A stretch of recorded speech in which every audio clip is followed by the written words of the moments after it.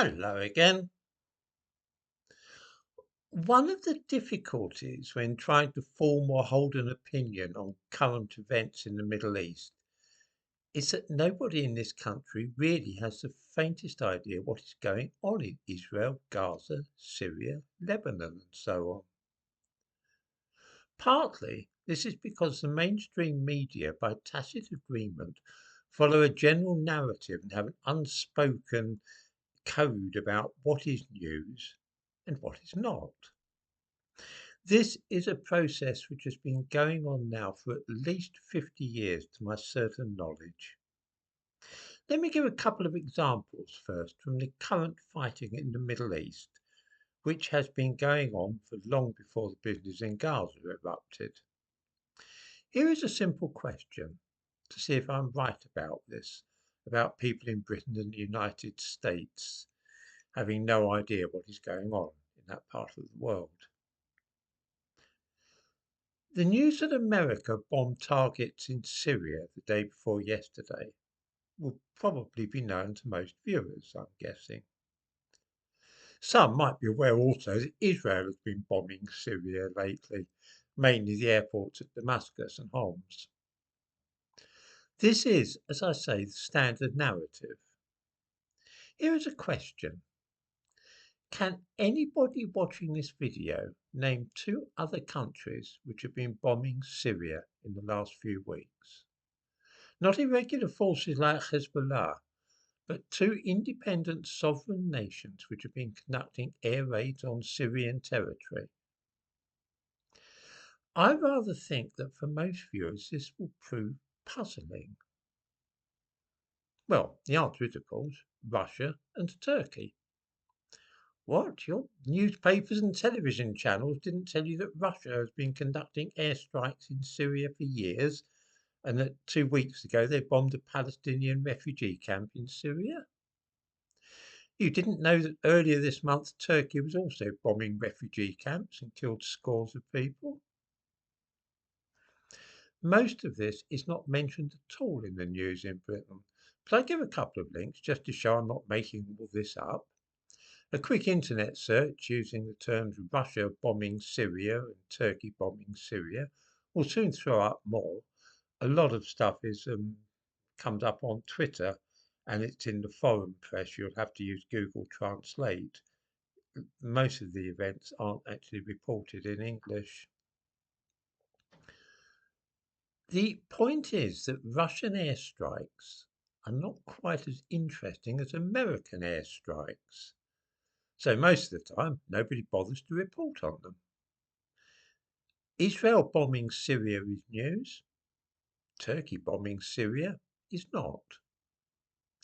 In this way, although it is possible to track down information, of course, most of us do not, and the result is that we only see news about America and Israeli airstrikes in the Middle East. As I say, this has been the case now for 50 years, and I have watched the process firsthand with my own eyes. The Russians had a base at Latakia on the Syrian coast back in 1978 when I was there. The thumbnail to this video shows me at that time on the outskirts of Damascus when I was on the way to Beirut. Exactly the same narrative was being adhered to by the Western media in those days as it is now. Things that I saw with my own eyes were never reported in the West, and the newspapers which I later saw were full of the most outrageous falsehoods. Even in those days, the BBC was famous for this.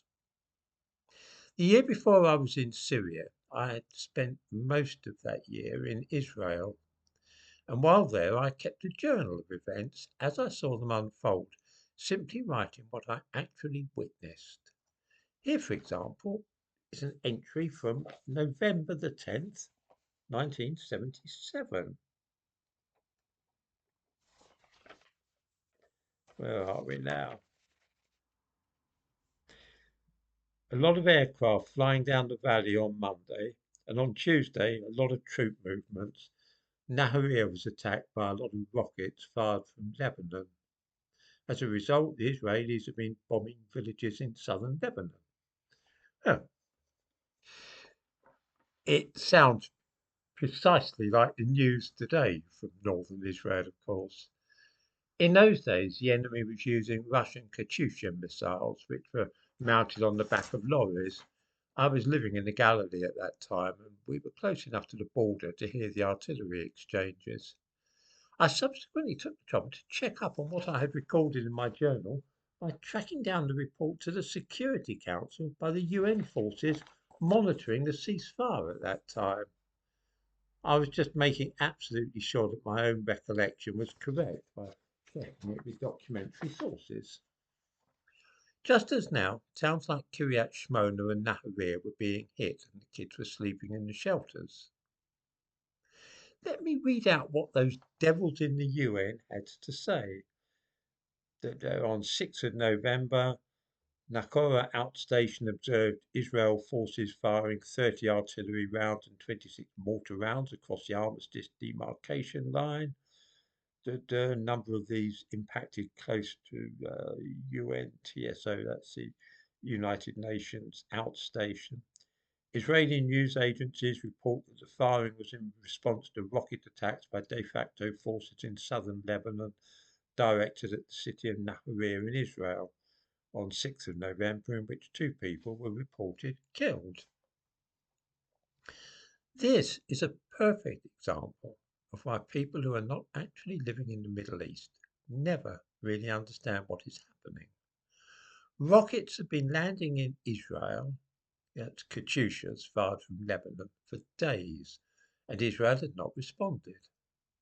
I used to listen to the BBC World Service, and there was no mention of any of this, even though, as I say, they were sleeping in the shelters in Kiryat Shmona and other northern towns.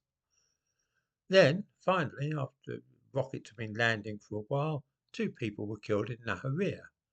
And it was at this point that the Israelis responded by firing at the launching sites of the missiles and conducting bombing raids. Suddenly, the BBC woke up, and the first news item on the World Service was that the Israelis were conducting air raids on Lebanon. No context. It was just announced as though the Israelis had got up one morning and decided to bomb Lebanon. This is precisely the sort of thing that we still have on the news in this country and in the Western media generally. Trust me, those of you who rely upon your newspapers or the television news to know what is going on in that part of the world honestly know nothing at all. You are being fed a carefully constructed story which bears little relation to the true state of affairs.